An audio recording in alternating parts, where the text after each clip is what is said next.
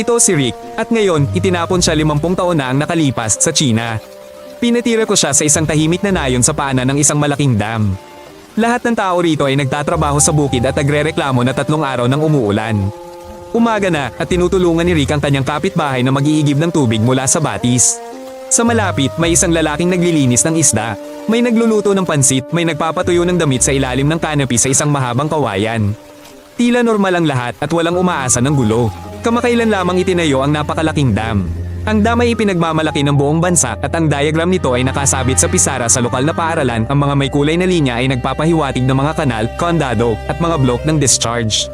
Kalaunan, lumabas na hindi isinaalang-alang ng mga kalkulasyon ang gayong matagalang pagbuhos ng ulan. Sa loob lamang ng ilang araw, halos 1 taon nang umuulan. Nakabaon ng mga paa ni Rick sa putik, basang-basa ang lupa at umapaw na ang mga ilog sa kanilang mga pampang. Naiipon ng tubig sa imbakan ng tubig at patuloy na tumataas ang lebel ng tubig. May mga truck na nagmamaneho sa daan patungo sa dam. Naglagay ang mga sundalo ng mga harang at hindi hinahayaang makalapit ang sinuman. Nagbubulungan ng mga taga-nayon, ngunit walang naintindihan. Walang desisyon na palayain ang tubig.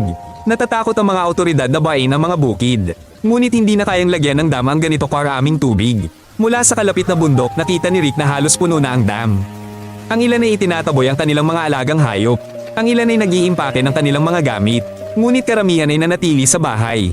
Naghintay lamang sila at nagdarasal.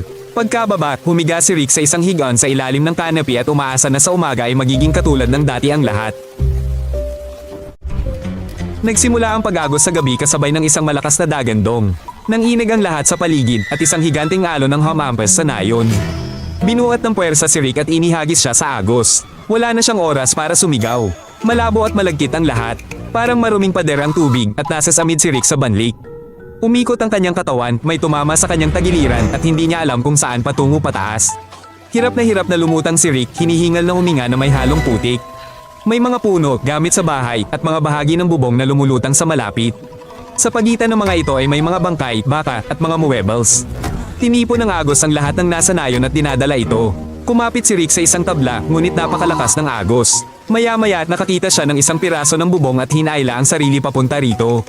Madulas, puno ng mga pako, pinupunit nito ang kanyang mga kamay ngunit nanatili siyang nakalutang.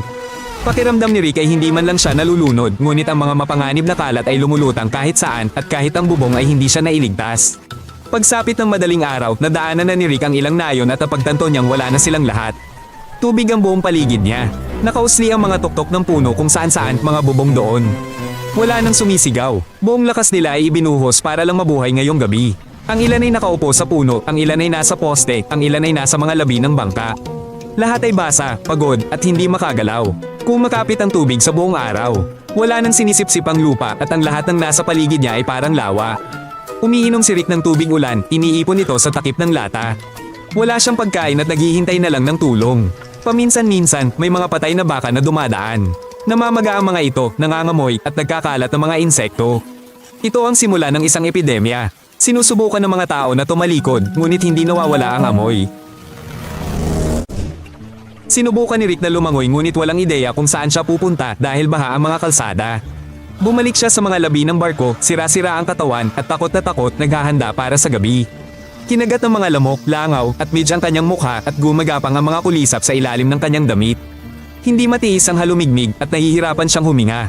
Tumagos ang lamig sa kanyang balat at halos hindi maramdaman ni Rick ang kanyang mga daliri. Imposibleng makatulog. Sa ikatlong araw, wala pa ring dumating na tulong at halos hindi na gumagalaw si Rick. Sumasakit ang kanyang mga kasukasuan, basag ang kanyang balat at putok ang kanyang mga labi. Tahimik lamang ang mga tao sa paligid niya, umaasang masagip. Sinundo si Rick sa isang bangka ng isang ordinaryong magsasaka na 3 araw nang hindi nakatulog at tinutulungan ng mga biktima na makatakas. Mula sa kanya, nalaman ni Rick na 62 pang dam ang nasira ng gabing iyon. Ito ay isang cascade, kapag gumuho ang isa, bumubuhos ang tubig sa susunod. Daan-daang nayon ang nasira at libo-libo ang nawawala. Ayon sa mga opisyal na datos, humigit kumulang 170,000 tao ang namatay. Una mula sa tubig, pagkatapos ay mula sa gutom, sakit at ganap na pag-iisa. Itinago ang impormasyon tungkol sa sakuna sa loob ng maraming taon. Halos walang sino man sa labas ng bansa ang nakakaalam kung ano ang nangyari. Maging ang mga lokal ay nanatiling tahimik tungkol dito dahil itinuturing itong mapanganib. Sumakay si Rick sa kanyang bangka at tumingin sa paligid. Umurong na ang tubig, ngunit kapalit nito ay mga piraso ng kahoy, mga kalat at katahimikan. Ang lupang tinitirhan ng mga tao ay naging patag na parang pagkatapos ng sunog. Ang tanging magagawa niya ay alalahanin na ang tubig ay hindi lamang buhay kundi kamatayan. Sundan siya, mahimalang nakaligtas siya.